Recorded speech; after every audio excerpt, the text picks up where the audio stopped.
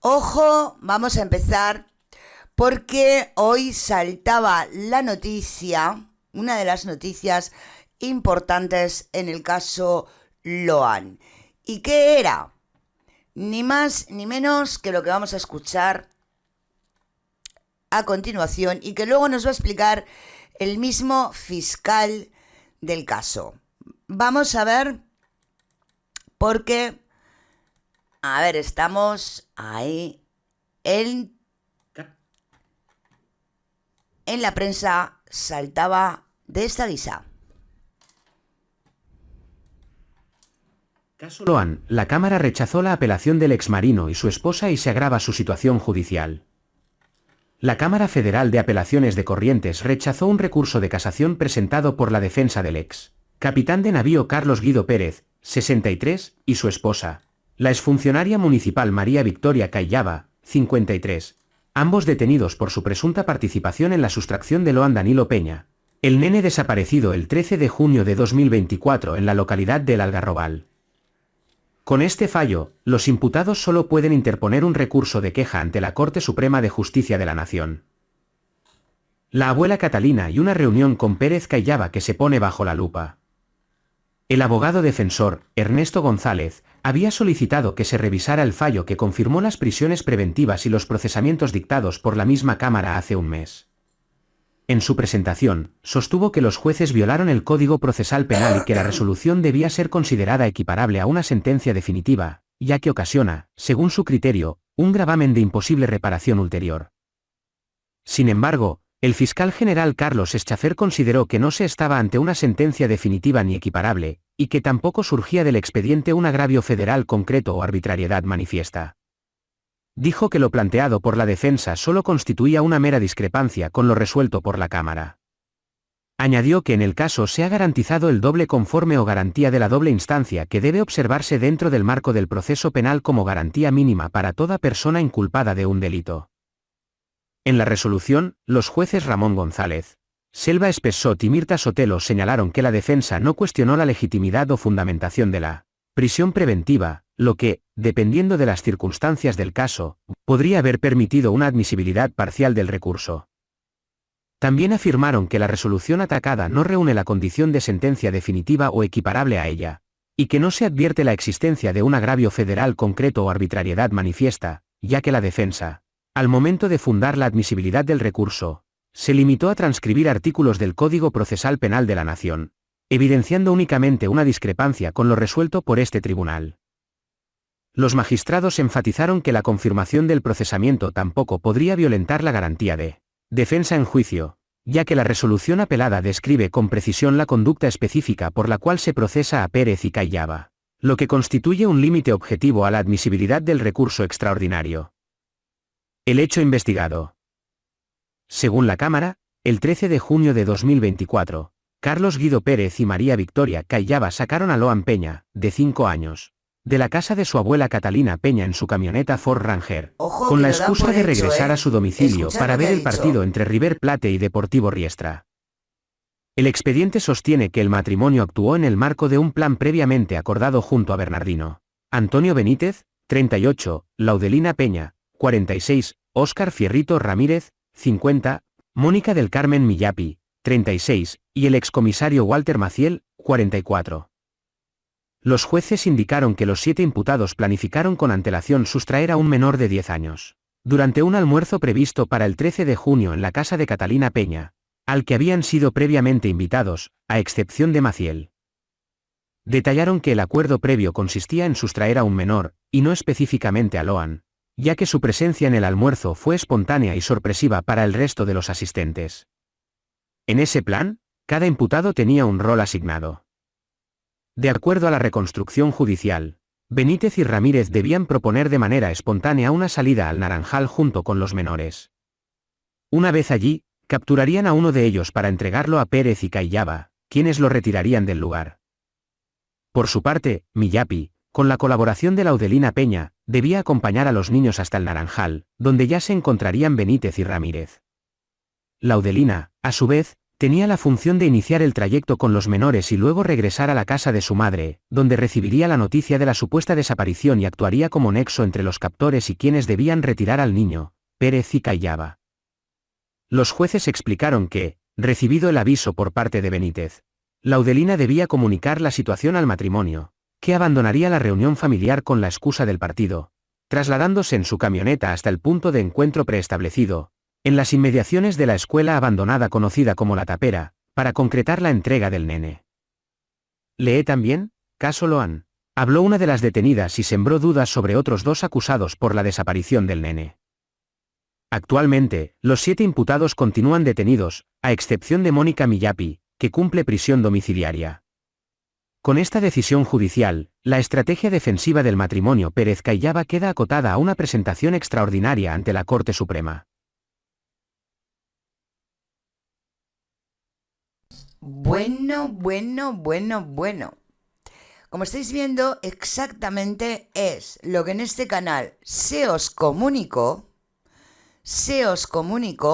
en diciembre, que es lo que estaba en la causa. Os lo quiero recordar porque luego van diciendo por ahí que nosotros mentimos, que no decimos la verdad, que no sabemos informarnos, que no sabemos investigar.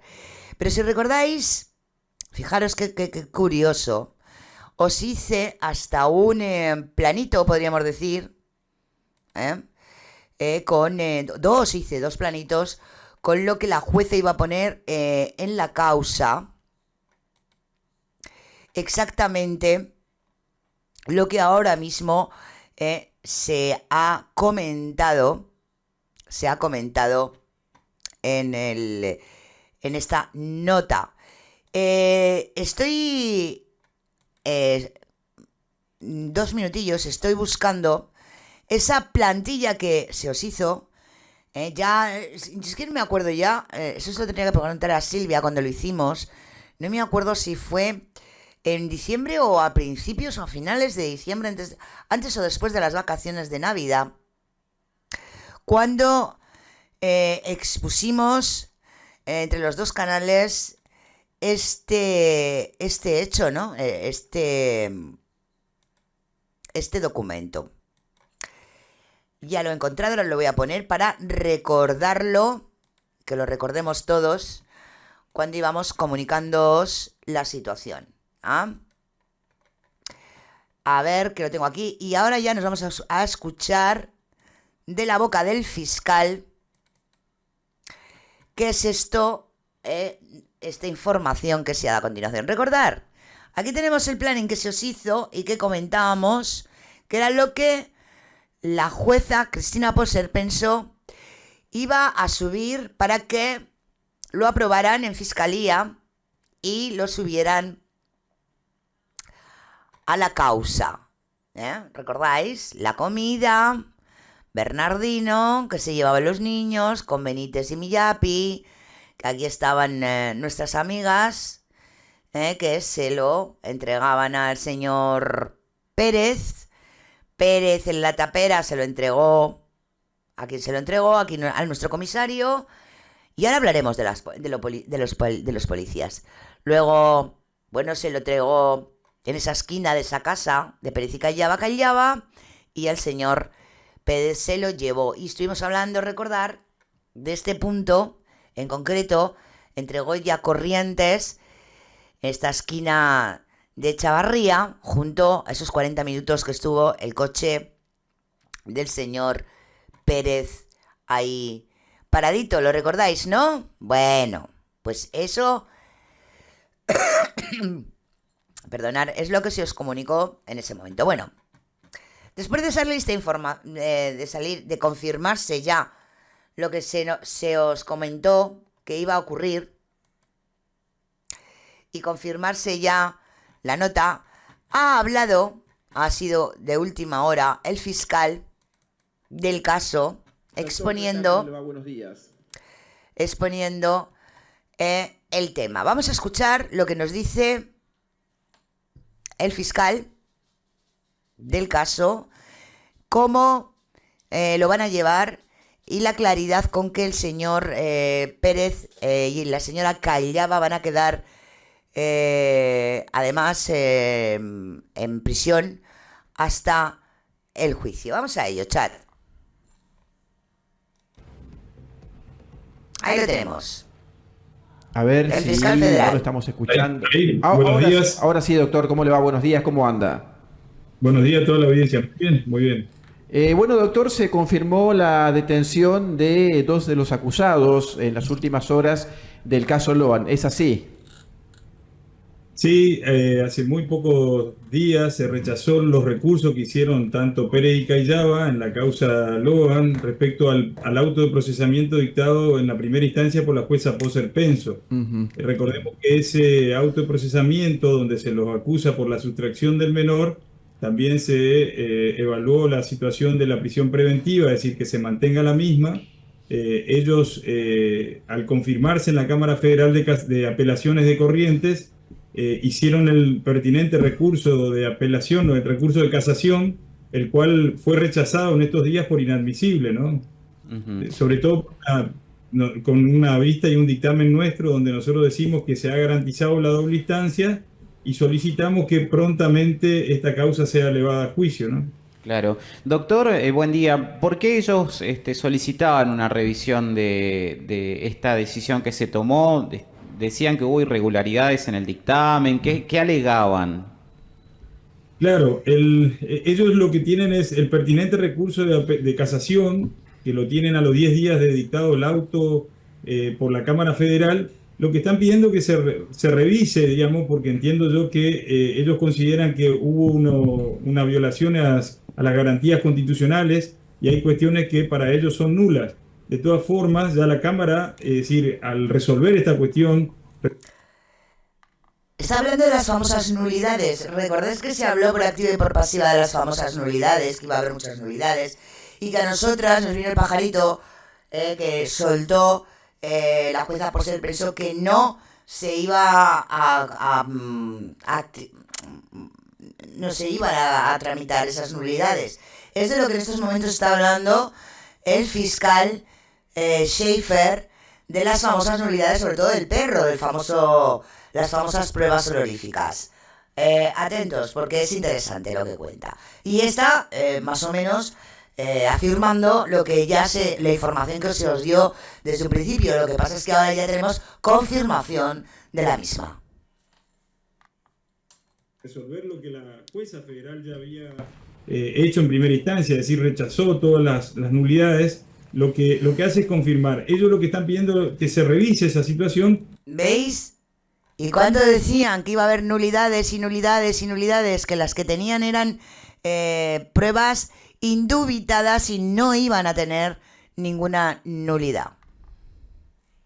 Pero yo le quiero contar que en la etapa que nos encontramos es una etapa media como especie provisoria, es decir, todo lo que se dicte por ahora Claro. Se ratifica de manera provisoria porque en realidad lo que cuenta acá va a ser el debate oral y público donde se va a hacer el juicio, donde ahí sí se tiene que digamos, dictar una sentencia con certeza, ¿no? Claro, acá no hay nada definitivo como para revocar alguna decisión, es todo provisorio. Doctor, usted también insta que se realice o se eleva a juicio ya esta causa. Yo entiendo, y por la información que tengo que estoy compartiendo, digamos, está prontamente o sea, está muy cerca a elevarse la causa. Creo que ya están resolviendo esa situación, no solamente de los imputados por la causa de Loan, sino también por los imputados de la desaparición de la causa de Loan, sino también de aquellos que entorpecieron la causa. Bueno, eso sí que tenemos la documentación que vamos a ver después, de que acabe de hablar el fiscal, donde ya tenemos la causa elevada a juicio, pero en un segundo juicio. Recordad que eso también lo comentamos y también se confirma el hecho de que va a haber 2 juicios paralelos, el de la causa madre, que sería el juicio de estos 7 acusados, y luego un segundo juicio, que es lo que comentábamos con los autopercibidos, que llamamos nosotros. Y luego ya os voy a leer ya, porque ahí ya está preparada la documentación de elevación a juicio de esos 10 acusados por entorpecimiento. Pero vamos a seguir escuchando ya oficialmente toda la información que se os dio. sea que recordemos, y yo lo digo en todos lados, quiero que la gente lo sepa, esto es casi un récord Guinness, digamos, de 10 personas que vinieron a entorpecer una causa donde Claro. se estaba investigando la desaparición nada más y nada menos que un menor de 5 años, ¿no? Ujú. Es decir, 10 personas que hoy se encuentran procesadas, no sabemos si pueden haber más, pero sí sabemos que, y está acreditado que estas 10 personas vinieron a entorpecer, entre ellos a quien se llama de apellido Soria, que justamente yo ahora a las 10:30 tengo una audiencia por una excarcelación nuevamente que ha solicitado al que le llaman el Yankee, al cual yo llamo falso Yankee, y los demás que son los falsos Dupuy, ¿no? Ujú, claro, claro. Estas personas ya están más cerca del juicio que el resto de los involucrados, ¿no? Los vinculados a esta fundación que decían pertenecer a una fundación de Dupuy.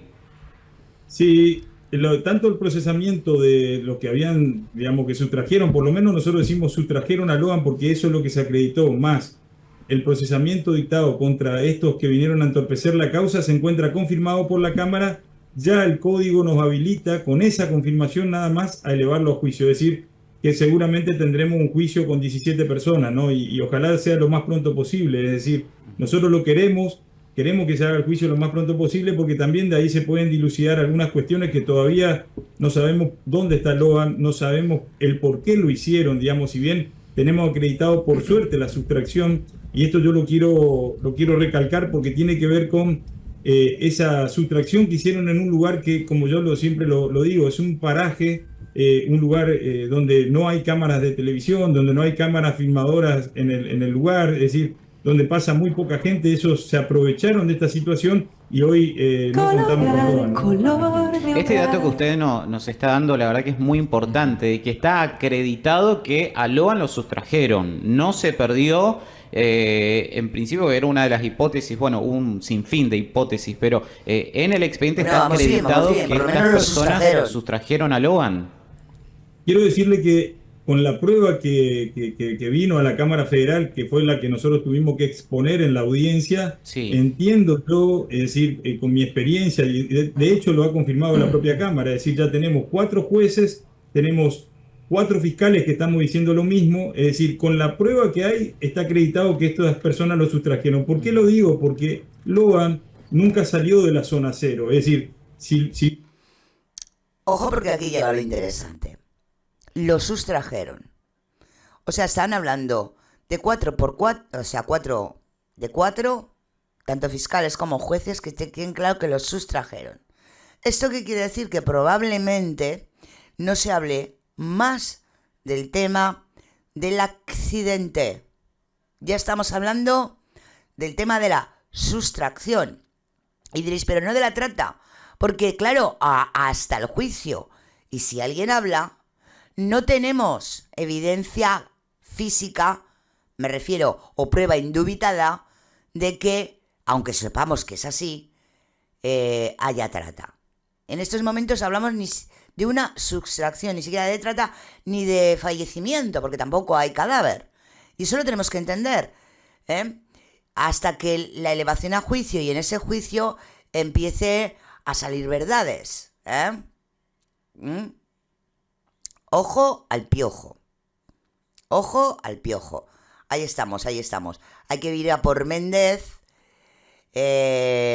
Más que Méndez, y se nos ha olvidado el perito que no es perito. Masei. bien al principio lo que se quería decir, que se había ido caminando, que se había perdido, lo cierto es que todas, si uno empieza a mirar, no se puede analizar la prueba de manera separada, más la prueba pericial odorológica que dieron justamente que el menor fue llevado en esa camioneta que era de... Llevado, y como ha dicho antes, que eso es muy importante, no se nos tiene que olvidar. El hecho de que, recordar que los perros se clavaron allí. O sea que fue levantado allí. Levantado y subido. Recordar que esto es así, es importante. Yo creo que es la prueba esencial y por la que estaban pidiendo muchos la nulidad. Ojo, sobre todo por el tema de la fragoneta. Que le digo, yo ya está la fragoneta, porque ha tenido tantos imprevistos la pobre, que si ha habido un atropello que no lo ha habido, que si la queríamos destruir, que no la queríamos destruir. Hoy la fragoneta, como dicen aquí, Dios mío. Ahí estamos, ahí estamos. Vamos, Seifer. Pérez y Callaba, que después también esa misma prueba Ahí da está, la fragoneta. en el vehículo de Pérez y Callaba, es decir, el vehículo rojo que estoy viendo ahí en la imagen, que además de esas situaciones, al otro día plantaron un botín, eso está más que acreditado, es decir, yo creo, y eso lo sostengo, lo digo, que ese fue un gran error que cometieron, es decir, tratar de justamente desviar la investigación, haciendo creer que Loan se había perdido y había dejado justamente solamente un botín enterrado en el barro. Si ustedes ven la secuencia, por eso digo que la verdad es que fue un poco ridículo de manera separada, si ustedes ven cómo lo encontraron, casualmente había unas vecinas que estaban acompañando a la señora Laudelina Peña ese día y nos pudieron contar que le había llamado toda la atención. Llegaron al lugar, había un botincito ahí enterrado, esta persona lo buscaron, lo sacaron del lugar donde estaba enterrado, y recién después, una vez lo volvieron a enterrar, y recién después vinieron los especialistas que tenían que hacer las pericias, ¿no? Es decir, todo eso lo hizo Laudelina con su hija, y sobre todo en la presencia del comisario Maciel, ¿no? Doctor, nunca se rompió, ¿no es cierto?, ese supuesto pacto de silencio entre los detenidos. Nunca se...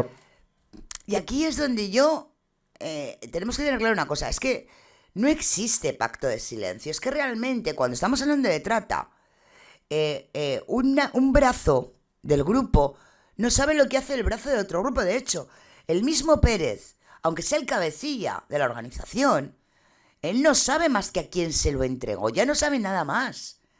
Entonces, estamos hablando de un pacto de silencio que no es tal, de pacto de silencio. Entendemos, ¿no? Lo hemos explicado cientos de veces con el tema de la trata. Se hace así justamente para que la organización, si los pillan, no haya una fragmentación total, o sea, no haya un desborde total de la organización y los pillen a todos. Y es algo que tenemos que entender. O sea, están empeñados en el tema del pacto de silencio y no hay tal pacto de silencio. Es que ni siquiera... Mirar, más os digo, ni siquiera Benítez sabía lo que iba a hacer Pérez. Ni quién le iba a entregar a Pérez el niño. O sea, entendemos que aquí cada uno tiene su rol y que el uno no sabe el rol que tiene el otro. Por eso es tan difícil, vamos a decir así, desmantelar una organización, a no ser que haya una investigación que suele durar meses, incluso años, y se infiltren dentro de los grupos. Es bastante difícil. Y eso es a lo que llaman pacto de silencio, que no es pacto de silencio como tal. Simplemente es que no pueden, no da, ¿vale? Para que hable, no lo saben, realmente no lo saben. Nunca dijeron dónde está Loan, dónde puede estar Loan, a dónde se lo llevaron. No hubo ningún dato por parte de ninguno de los detenidos, ¿no es cierto? Hasta el día de hoy no, y esto yo siempre obviamente que nosotros lo esperamos, porque claramente que acá el objetivo, este no es un proceso penal más, sí, donde nosotros vamos a jugar a responsable del delito. Es decir, además hay una familia que lo está esperando. Claro. Es decir, nosotros siempre invitamos. Sabemos de los tiempos procesales, sabemos que estas personas tienen hasta un determinado tiempo para arrepentirse, por lo menos para dar datos. A ver, si ellos pudieran aportar algún dato, la familia podría saber dónde está Loan. De hecho, nosotros tenemos lamentablemente el caso de Scherer en Corrientes, claro, que si bien toda la banda fue juzgada, al día de hoy tampoco pudimos localizarlo a dónde estaba Christian Scherer, ¿no? Es decir, tenemos ese triste y lamentable hecho, pero por suerte en la causa de esa, todas las miembros de esa organización fueron debidamente juzgados y condenados, salvo algunos que están hoy en Portugal, que se les está pidiendo la extradición. Pero quiero decirles que acá lamentablemente no sabemos y claramente que queremos que estas personas brinden datos. Ahora, nosotros tenemos acreditado la sustracción, que es un delito de 5 a 15 años. Obviamente que la gravedad de la... Exacto, Yasna. No se puede ninguno entrar dentro de la ley del arrepentido porque no pueden dar un dato. Todos sabemos que la ley del arrepentido, para poder entrar ahí, tienes que dar un dato muy certero de dónde está o quién exactamente fue el que se lo llevó. Y eso no lo puede decir ninguno. Ese es el gran problema, que no pueden entrar dentro de la ley del arrepentido porque no pueden dar ninguna data. El único que pudiera dar algún tipo de data, alguno, y no muy certero, sería simplemente a quién se lo entregó. Es Pérez, los demás no, y aún así podría decir Pepito. Pero Pepito dónde lo llevó, no lo saben. Por lo tanto, es que ninguno de ellos puede, en ningún caso, dar una data correcta o certera de dónde pudo acabar Loan. Entonces, es inviable, es inviable. Incluso, con todo lo que pueda decir la Laudelina, que dirá, y dirá quién estuvo o quién vendió, vamos a decir así, o expuso a Loan, ya lo veréis como lo dirá, no puede decir dónde está Loan, porque no lo sabe. Vuelvo a repetir, entonces, eso de la ley del arrepentido, quitárnoslo todos de la cabeza, porque es inviable, totalmente inviable, como lo estáis diciendo en el chat, es así. La situación amerita que las penas que se vayan a pedir seguramente, y teniendo en cuenta la responsabilidad eventualmente, serán las penas más elevadas, teniendo en cuenta que hoy estamos hablando de un menor de 5 años que no aparece, ¿no? 15 años. Seguro. Doctor, usted Claro, que enumeraba de hecho allí para mí no es algunas nada, pero cuestiones que trató de desviar la atención, por lo menos los detenidos en esta causa en cuanto a la zapatilla, el botín y demás. ¿Estamos hablando de una cierta torpeza por parte de los detenidos o ellos creían Luego que iban a hablamos de tener Hanson, impunidad? María. Y yo creo que ese fue un grave error. ¿Por qué lo digo? Porque si ustedes ven la secuencia, cuando esta Pere y Callaba vuelven hacia el lugar, se encuentran en la escuela con Laudelina Peña. Laudelina Peña, cuando encuentran el botín, le saca una foto a su hija y le puso, le saca una foto y le pone la que encontró el botín. Eso lo pone en su estado de WhatsApp. Esa era una señal, y esa la que encontró el botín fue... Exacto, era una señal. Totalmente, como muchos de los audios que escuchábamos, ¿recordáis? O de los WhatsApp que sacó Ale. Se notaba que eran... pues eso... señales concretas. Incluso el audio que había, ¿recordáis? De Pérez con Callaba. Voy para un lado, voy para el otro lado, ¿recordáis? Eran señales, pues sabían que se estaba monitoreando en todo momento lo que estaba pasando, o si no se estaba monitoreando porque todavía no sabían que Loan había desaparecido cuando el transcurso del Naranjal y todo el follón, sabía que se iban a pedir esos movimientos de los móviles. Por lo tanto, todo lo que se hizo, está claro que eran señales, como estaba diciendo el fiscal Carlos Seifer. Ahí está muy acertado. Cada una foto, lo que se llama screenshot, y que lo hace la misma Callaba, es decir, lo tiene en su celular. Era como el mensaje es, acá está la que encontró el botín, el hecho está completo, está claro que Loan se perdió por el campo, ¿no? Era la señal, pero yo creo que ese fue el grave error, porque si ustedes ven la secuencia, es un poquito más largo de explicar la secuencia de las fotografías. Cuando uno toma una fotografía con un celular, marca el horario, el día y la hora que se está tomando la fotografía. Por eso nosotros sabemos que estas personas sacaron el botín antes y lo volvieron a meter. Y además, si uno mira ese botín, la igual fotografía, el tema de la luz, uno puede ¿recordáis? saber que ese era el botín de Loan, si ni siquiera se le ve el color. Claro. Es decir, eso es más que llamativo, ¿no? El botín era el que tenía Loan ese día, ¿no? Sí, claro, claro. pero claramente cuando lo sacan del barrio, si ustedes pudieran ver la fotografía, lo van a ver que el botín está totalmente, digamos, no se lo puede visualizar, está todo lleno de barro, digamos. Claro. Pero eso por suerte, no son las casualidades. A veces también el crimen también tiene esa mala suerte de que contamos ese día que había dos vecinas que cuando lo ven a Laudelina que se estaba yendo hacia un lugar y estaban tratando de colaborar, les piden para acompañarla a dónde se iba, y esta le dice, vamos, porque yo vi algo allá. Pero es lo mismo, recordad, es lo mismo que cuando se fue la luz o retiraron la luz. Ese era el toque para Maciel de que que estaban realizando, vamos a decirlo así, por ponerlo de alguna manera, el plan. El plan ha comenzado. Vente para acá. Ese fue el momento que Maciel supo que la extracción de Loan iba a producirse, o se estaba produciendo en ese momento. Todos son marcas, vamos a decirlo así, marcas de tiempo, vamos a llamarlas así para entendernos. Pero es lo que estábamos comentando desde el principio.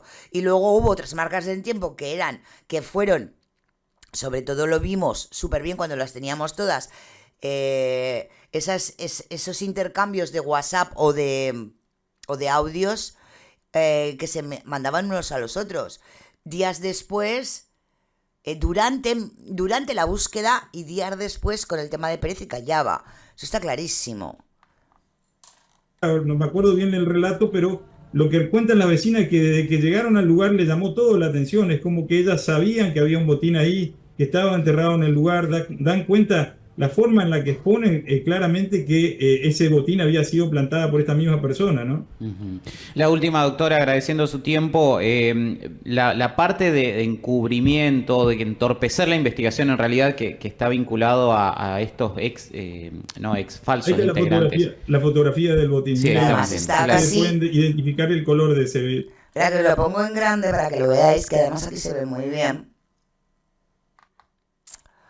Me quito yo, ahí la tenéis, que lo metieron hasta adentro. Es un niño... Bueno, ya sabéis, que os voy a contar que no sepáis. Pero ahí se ve mucho mejor, no hay que buscarlo el botín, como realmente lo sacaron totalmente embarrado. O sea, era brutal, de necesidad. De ese botín.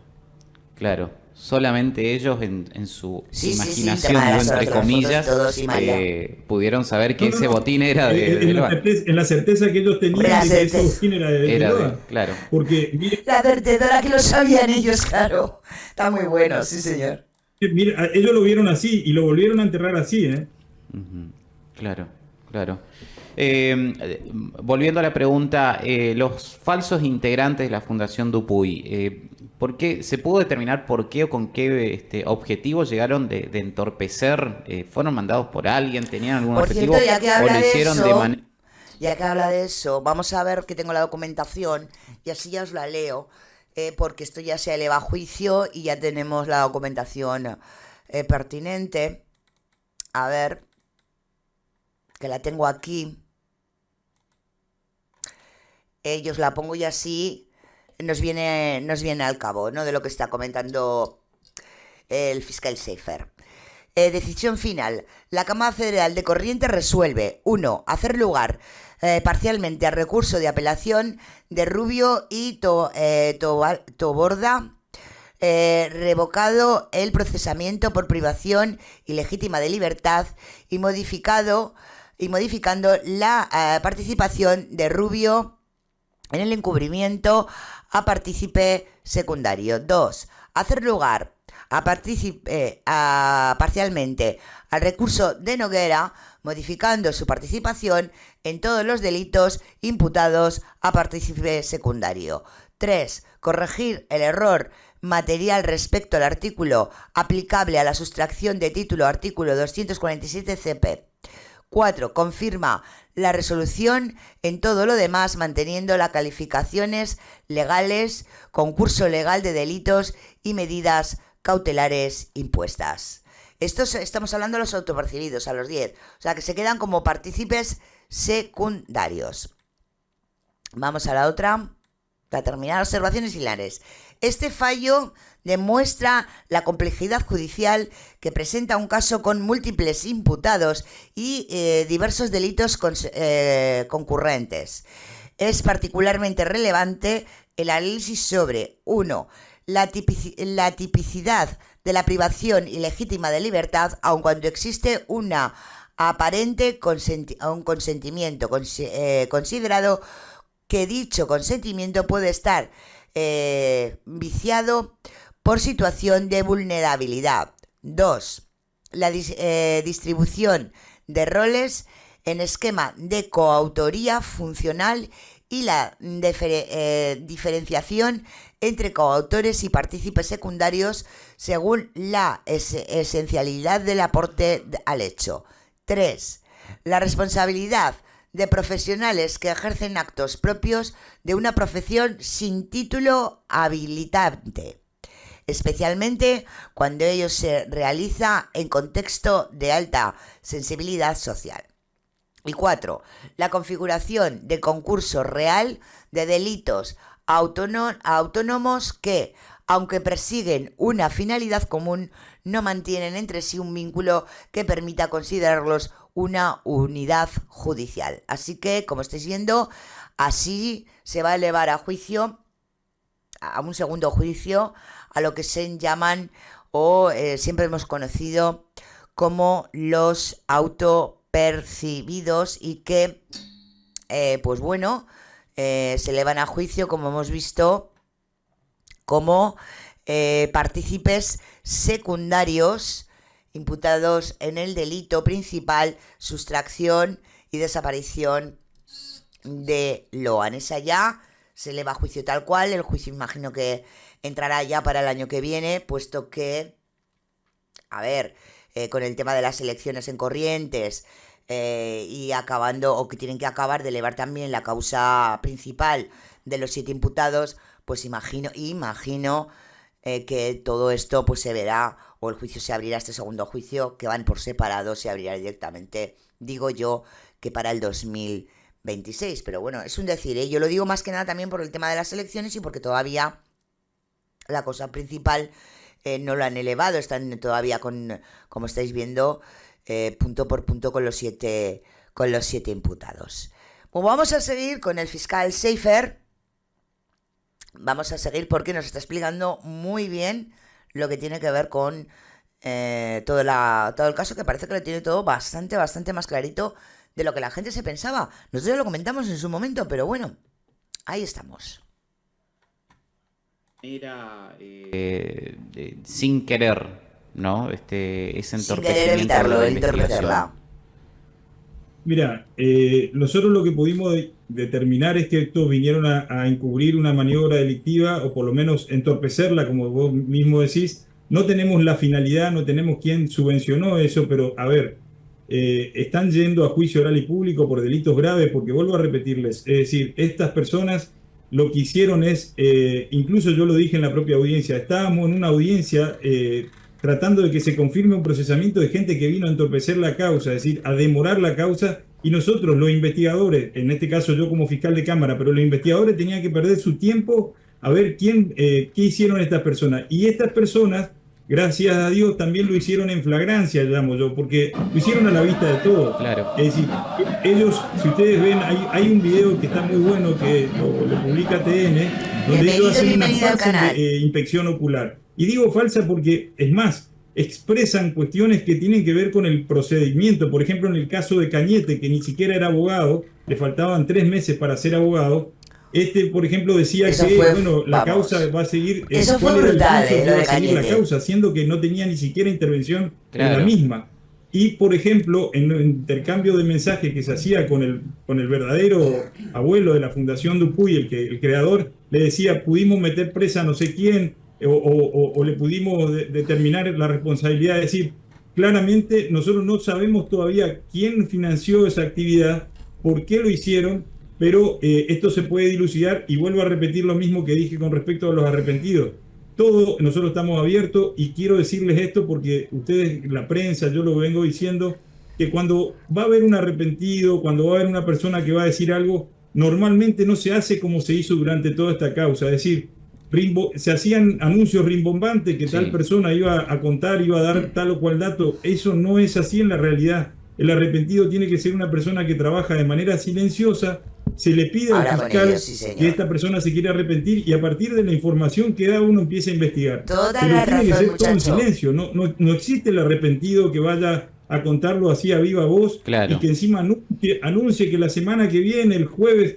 Miren, los imputados y los detenidos hoy tienen todo el tiempo del mundo para escribir una simple carta y poner los datos que ellos quieran poner a través de su abogado, presentarlo al juzgado, y esta información obviamente que será valorada por los fiscales. Pero si uno cuenta que eso lo va a hacer, ¿cómo vamos a concluir o cómo se va a poder desentrañar o ver la verdad de lo que ocurrió si estas personas nos están adelantando y que pueden hacer justamente que quienes están involucrados también puedan entorpecer esa investigación, ¿no? Doctor, ahora sí la última, y agradeciendo su gentileza. ¿Hay un seguimiento del caso por parte del gobierno nacional? Digo, porque hace muy pocos días la ministra de Seguridad de la Nación habló en exclusiva con nosotros en relación a los dichos de, por ejemplo, lo que dijo Viviana Canosa en algún momento, que ella tenía datos sobre Loan, y y que nadie le dio artículo, una manera, más, palabras menos, sobre la cuestión. ¿Hay un seguimiento y qué opina de todo eso usted? Miren, yo lo vengo sosteniendo, quiero decirles a toda la comunidad que se queden tranquilos porque todas las fuerzas de seguridad, las instituciones trabajaron en pos de descubrir y siguen trabajando en pos.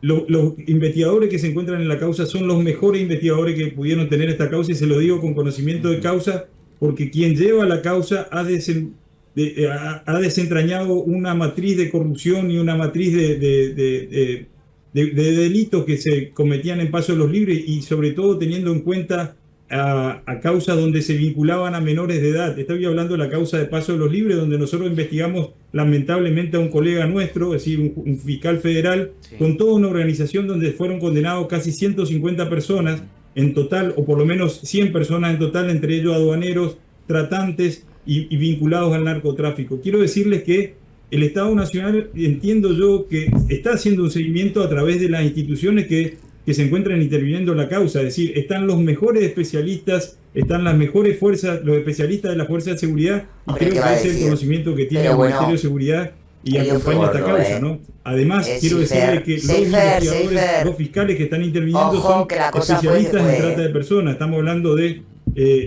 Marcelo Colombo y Alejandra Mángano, que son miembros de lo que son la Procuraduría de Trata de Personas, es decir, que ya tienen una vasta experiencia, que han trabajado. Porque al final es trata de personas. Y Seifer lo tiene claro, ¿eh?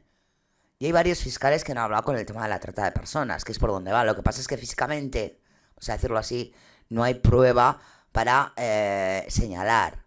Espero que a la hora de la verdad y en el juicio oral sí que haya prueba, por lo menos en mi prueba, de que así sea, ¿no? Y dar una claridad a mayor en los hechos. Y que, bueno, la cosa salte, el tema de la trata, y se pongan las medidas oportunas. Que no haya más loanes, básicamente. Con nosotros y han desentrañado el funcionamiento de varias organizaciones que se dedican a estas cuestiones, ¿no? Muy bien. Doctor, como siempre, millón de gracias por estos minutos con Norte Grande. Al contrario, gracias a ustedes porque es bueno que se brinden esta información para que la gente tenga conocimiento. Muchas gracias a usted. Gracias a usted por brindarnos. Bueno, y ahora nos vamos a la otra parte de la ecuación. A la otra parte de la ecuación. Y es el tema de Hampson y lo que se ha dicho, que creo que ya era voz populi, a ver, que la policía de algún modo, vamos a decirlo, ¿cómo lo podríamos decir? Ayudó, sabiendo o no sabiendo lo que estaba pasando en realidad, a que Lohan fuera extraído. Es voz populi, tenemos ya al comisario Maciel metido. Pero parece ser que hay más policías que pueden, y se ha dicho en muchas ocasiones, porque hubo un alto cargo de la policía sacando documentación de una iglesia, ¿recordáis? Eso lo tenemos que tener en cuenta. Y ciertos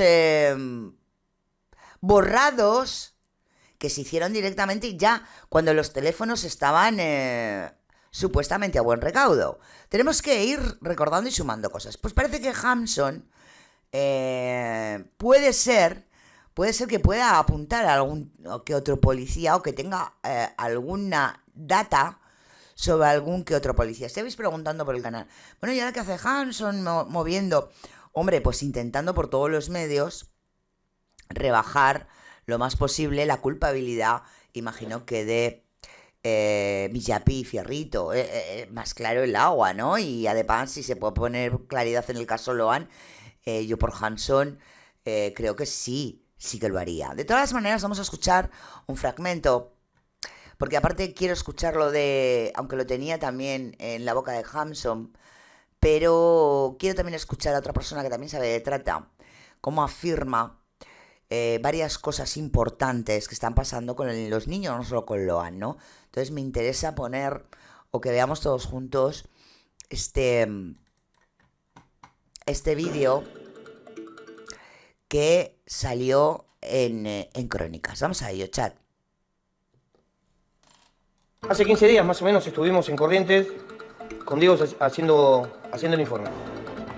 Pudimos hablar con Catalina, pudimos hablar con María, con José Padre, con Mariano Peña, con José Peña hijo, con Macei.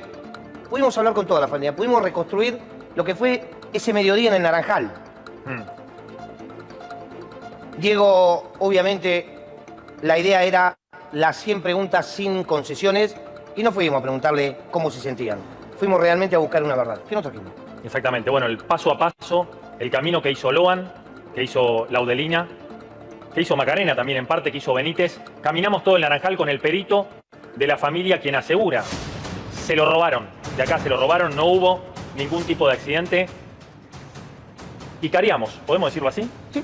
Cariamos, le hicimos las preguntas más incómodas a la familia. ¿Vos te Quienes en el acordás? expediente son víctimas, sin embargo, pesan algunas sospechas sobre ello y no se resistieron a ninguna pregunta. ¿Vos te acordás cuando íbamos caminando y alguien me dijo, bueno, no, pará, Nahuel. Hay que esperar la prueba del toallón, de la toalla. Hay novedades también. ¿Yo qué dije de esa toalla? Ese día ahí. Que no era nada. Que era una mentira. Que la foto era blanca, la toalla, y que a mí lo que me estaban mostrando en la causa ahora era verde. Y me dijeron, esperemos el resultado. Y vino Salió el resultado. ¿Y qué dijo? Hoy se adjuntó al expediente y lo que dice es que no hay ADN de Loan compatible con la sangre. Sí hay sangre en la toalla. Sí hay sangre, pero no compatible con la de Loan. Incluso la toalla tendría rastros de ADN de 3 personas, uno de ellos masculino. Pero, claro, eso hizo que se abra alguna esperanza de si era de Loan, pero finalmente quedó descartado. Hoy la causa, yo creo que la solución está, el responsable está en aquel 13 de junio, mediodía, el mismo horario en el que hicimos este informe. Y el cierre de la nota fue el más especial. Con la madre de Loan hubo un momento para la emoción, pero también hubo momentos para las preguntas más duras. Dame el primer corte, a ver. ¿Cómo lo recordás? Y bueno, y le recuerdo de todo.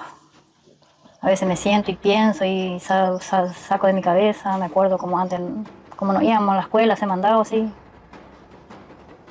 Por ahí sueño que él vuelve con alguien. Sí. Me dice, volví mamá. ¿Viste que vine mamá? Es interesante, ¿no? Después de todo lo que sabemos de la familia, de María, el tema que ya vuelva con alguien. ¿Con quién, María? Vuelva con alguien. A mí este trocito me ha dado que pensar. En principio, fijaros, no lo iba a poner, porque hemos visto muchas declaraciones de María, muchos cambios raros, muy raros, de la madre, vamos a decir las cosas como son. Cada día con más dudas, de lo que sabe o no sabe María, que creo que sabe bastante. Igual no todo, pero sí bastante. Pero a mí de que vuelva con alguien, y lo dice tan contundentemente, no que lo devuelvan, que llamen, que lo dejen, no, vuelva con alguien, que sinceramente me ha dado que pensar. De todas maneras, yo creo que a María, como madre, no sé cómo lo veréis vosotros, pero de vez en cuando parece que el inconsciente lo hace consciente, ¿me entendéis? ¿Verdad que sí? No sé qué pensáis vosotros, dejármelo en el chat y os voy leyendo mientras terminamos de escuchar a María y entra la información. Y mi pelo está largo, me dice. Siempre estoy soñando por él siempre, que él vuelve, él va. Él está como está en una casa. ¿Te imaginas así? Mi sueño es, por ahí yo sueño así. Así cuando sueño por Loan me voy y le saludo a mi nuera, la señora Adele, y me voy, Alejandra, ¿sabes qué? Soñé por Loan. Soñé que él volvió. Viste que volví, mami, me dice. Claramente acá lo que nos decía era María que en sus noches soñaba de que Loan volvía y le decía, ¿viste, mami? Volví. Claro, es un sueño. Un sueño que claramente lo va a seguir teniendo. Yo creo que esta causa, lo único cierto que tiene es que a Loan se lo robaron. Creo que muchos hicieron muchas cosas mal adrede para que el final sea este. Pero mirá este corte del que viene. ¿Crees que estaba preparado esto? Yo digo que sí, que estaban preparados. Nunca suele pasar esto, pero ahora cada cosa que hay, ¿viste? Cada cosa que hay, cada vez está más loca la gente. ¿Cómo sigue una madre sin el hijo? Sí, muy doloroso. No estamos, yo por lo menos, yo me acuesto y me cuesta dormir. Por ahí se ve que me quedo a dormir, pero no me acuerdo cómo me quedo a dormir. Yo pienso por todo, a veces le veo mal a uno, le veo mal a la otra y al otro, y tengo que estar ahí yo al tanto de ahí para que no... Policía. A veces te cuesta transitar Me tu cuesta así transitar. propio dolor, ¿no? Sí. Kitty, ¿qué pensás del caso Loan? Sí, estoy totalmente segura que es el... Bueno, vamos a escuchar a Kitty, porque no se lo dice y asegura lo que todos pensamos que es trata, sino parece ser que ha ido a Corrientes y se ha enterado de del secreto a voces, caso de trata de personas con fines de explotación sexual. No es el único caso en nuestro país, no es el único caso. Lo dice claro y contundente. Trata de personas con fines de explotación sexy. Explotación sexual. No es el único caso en nuestro país, no es el único caso en Corrientes. Realmente las provincias como Corrientes, como Misiones, como Salta son fronterizas y afectan mucho al delito de trata de personas que está cruzado con el delito de narco. ¿Sabes que Kitty Sanders estuvo en Corrientes también? ¿Y qué te trajiste de allá de hablar con la gente? Ojo que lo deja claro, ¿eh? Con toda la gente. Esto es interesante e importante. Realmente yo hablé con varias gente y hablé con madres que también fueron perdieron sus hijos años atrás, también la edad parecida de Loan, y tenían miedo a hacer las denuncias por el tema corrupción, por el tema amenazas, y a mí da impresión que pueblo chico, infierno grande. Que realmente muchas personas saben mucho, pero no quieren hablar de estos temas, y a través de las cámaras mucho más no quieren hablar. ¿Sabes que el otro día, Kitty, me suena el teléfono? Ojo, porque esto es importante. Mucha gente sabe mucho, pero no quiere hablar delante de las cámaras. O sea, se confirma la venta de niños en Corrientes. O sea, en Corrientes Sí. Tal y como lo he dicho. El 9 de julio. Ojo. Es lo que hablamos. Un secreto a voces. Y por eso está todo, o parte, vamos a decir, de la política implicada en ello. Y es así. Y es por eso que todo o se montó la que se montó, o montaron la que montaron. Da igual, como lo queramos decir, con el tema de Codazzi Pellegrini y Valdés. No se nos olvide Valdés, que muchas veces hablamos de Codazzi Pellegrini y se nos olvida Valdés. Y hoy lo contaba en Ciudad Alerta. Ahí va el de Hamson. Una persona desconocida, no sabía quién era, me empieza a decir que era un vecino de 9 de julio, o vecina, no importa quién. Me decía que él estuvo desde el comienzo de la investigación, del momento que desaparece Loan.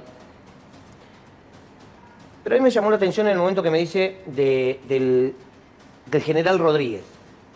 Dice, porque por ahí puede tener razón, que se perdió.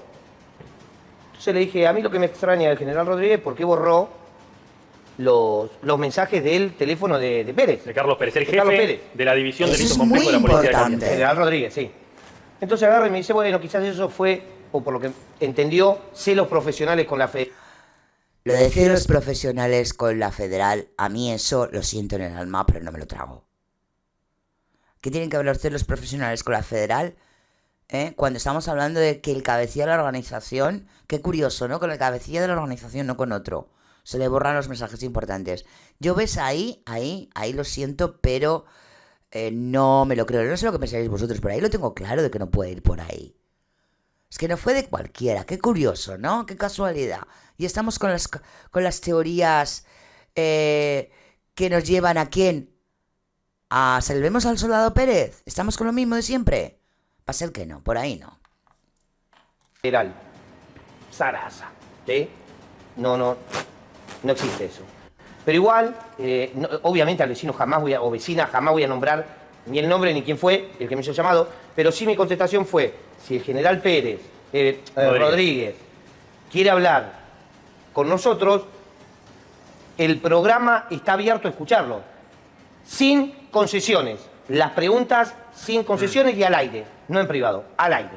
Todo debe ser al aire, para dar transparencia, porque el que nada debe, nada teme. Exactamente. Y hoy nos llegó otro dato, vamos a reservarlo por ahora, si bien lo hicimos en el... Vamos a decirlo, lo dijo al aire en el streaming Ciudad Alerta con nosotros, el doctor Hanson, que está en contacto y tiene información de por lo menos 3 policías que están dispuestos a contar cómo se encubrió el secuestro de Loan, así como lo acabo de decir. Por lo menos 3 policías de Corrientes que están dispuestos a contar en off, pero a dar información de cómo se encubrió o cómo se entorpeció la investigación respecto al secuestro. Claro, ¿no? Yo creo que es algo que es un secreto a voces. O se nos olvida el tema de cómo el libro de guardia se alteró, se perdió, se encontró. Cómo se dieron órdenes que no se debieron dar. Cómo mintieron.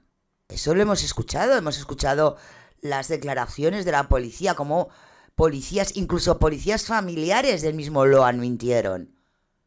O sea, esto es un secreto a voces.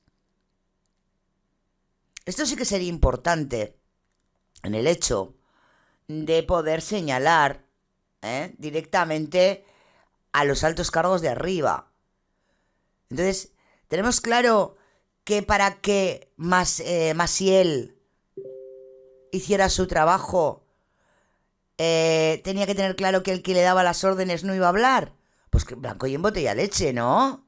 Creo. Aparte de que está claro, es que hemos escuchado las declaraciones de algunos policías, incluso policías, vuelvo a repetir porque eso es muy importante, familiares del Loan, que sabemos que mintieron directamente. Así que esto sería bastante interesante, por seguir tirando para arriba. Bastante interesante. Vamos a seguir. Yo os leo, y acordaros de dejar el like. Secuestro de Loan. Ahora entendemos por qué María dice lo que dice y de esta manera. Mirá. ¿Todo termina ahí Todo. o crees que hay más gente? Yo creo que hay más. Pero no solo los policías. Ojo, hay más gente y más gente. Hay policías que encubrieron para poder distraer la investigación, por supuesto. Pero María, hay más gente más cercana, No se nos olvide. No se nos olvide absolutamente. Que es importante. Hay más. Yo creo que hay más. ¿Le tenés miedo al poder? No, ¿Segura? no. Acá que tiene que saber también algo es Macarena. Yo digo que Macarena tiene que saber algo y Camila también. Toda esa gente Ya que te estaban digo, ahí reunidos, ya ahí te se digo que Loan sabe. tiene que saber cómo se va a escapar, como Incluyendo dice a tu mi marido maridín. Loan de ellos. Todos los que estaban allí. Todos. Todos, María. Todos los que estaban ahí, incluyendo a tu marido. Todos sabían. Todos. Y alguno que otro más. Cercano a ti. Alguno que otro más. O por lo menos lo intuían. Vamos a dejarlo en supuestamente. O como decís ahí en Argentina, en potencial. Aquí decimos en España, supuestamente. He gritado. Y es obvio que va a gritar Loan. Loan muda 10, 12 pasos y está perdido, Loan va a gritar. Claro, ella lo que nos explicaba era lo siguiente. Si Loan no estaba con alguien conocido en el momento que desaparece, Loan no se iba a quedar callado. Iba a gritar. Claramente. Cualquier niño grita. Era obvio que Loan no salió caminando y que lo agarró un yacaré, que el pompero lo cruzó y se lo llevó. Claramente todo eso se sabe que era mentira. De hecho, hoy, hay gente que está tratando de seguir embarrando toda la causa para que la terminemos con el caso Loan. Y que agradezco La a las política le autoridades de interesa. Crónica, Exactamente. pues yo vengo, no tengo problema, con Diego a este canal nuevamente, siempre y cuando podamos hablar de Loan. ¿Sí? Exactamente. Y gracias al canal podemos hacerlo. Yo creo que hoy todavía se siguen barrando y siguen apareciendo personajes raros. Y es cierto lo que dijo Diego, hay 3 policías que quieren empezar a contar, en off, en principio está bueno, de cómo se entorpeció toda una causa. La verdad es que el 8 de mayo me acordé que era el cumpleaños de Loan. La madre tenía la esperanza que el 8 de mayo Loan iba a estar en esa casa, en esa